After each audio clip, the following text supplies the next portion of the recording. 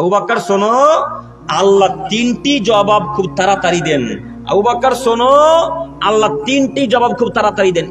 এক, যখন কোনো মানুষ অত্যাচারিত হয়, মানে যার উপর অত্যাচার করা হয়, সে লোক যদি আল্লাহর কাছে দোয়া করে তো আল্লাহ তার দোয়া অতীব তাড়াতাড়ি কবুল করেন।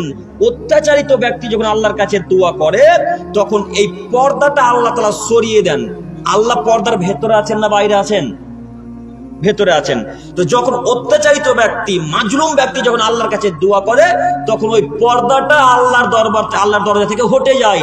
এই দোয়া ডাইরেক্ট আল্লাহর কাছে পৌঁছায়, পর্দাতে আর আটকায় না, বাধা দেয় না। তো আবু বকরকে বলছেন, আবু বকর শোনো, যখন কোনো মাজলুম ব্যক্তি আল্লাহর কাছে দোয়া করে আল্লাহ অতীব তাড়াতাড়ি তার দোয়া কবুল করে।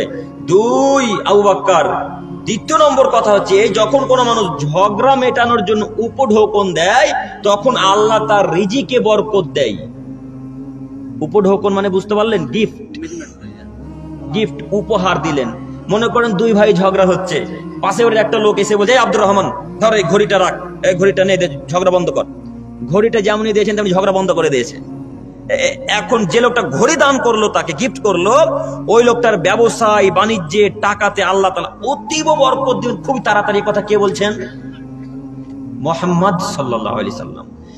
তিন, আবু বকর শোনো, যখন কোনো মানুষ ভিক্ষা করে সম্পদ বাড়ানোর আশায়, অনেক মানুষ আছে না যে টাকা পয়সা থাকা সত্ত্বেও ভিক্ষা করে, এরকম মানুষ যদি কেউ ভিক্ষা করে তো আল্লাহ তার রিজিকে বরকত কমিয়ে দেন এবং তাকে আল্লাহ ঘৃণা করেন, পছন্দ করেন না। তিনটি বাক্য মনে থাকবে ইনশাআল্লাহ। প্রথম বাক্য, আপনি কাউকে গালি দিতে পাবেন না।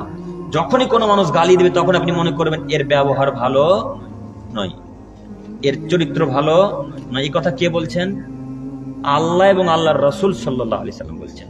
কাজেই যুবক ভাই, আমি তোমাদের উদ্দেশ্যে বলি, আমি তোমার সমবয়সীর ভাই, এই জন্য তোমাদেরকে আমি তুমি তুমি করে বলছি, রাগ করো না ভাই আমার।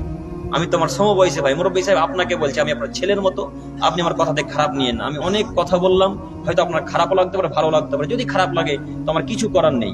আমি শুধু আপনাকে বলতে চাইছি যে গালি দিবে তার সাথে উঠা বসা করবেন না, যে গালি দিবে তার সাথে বন্ধুত্ব রাখবেন না, যে গালি দিবে তার সাথে কথাবার্তা বলবেন না। মনে থাকবে ইনশাআল্লাহ, ইনশাআল্লাহ।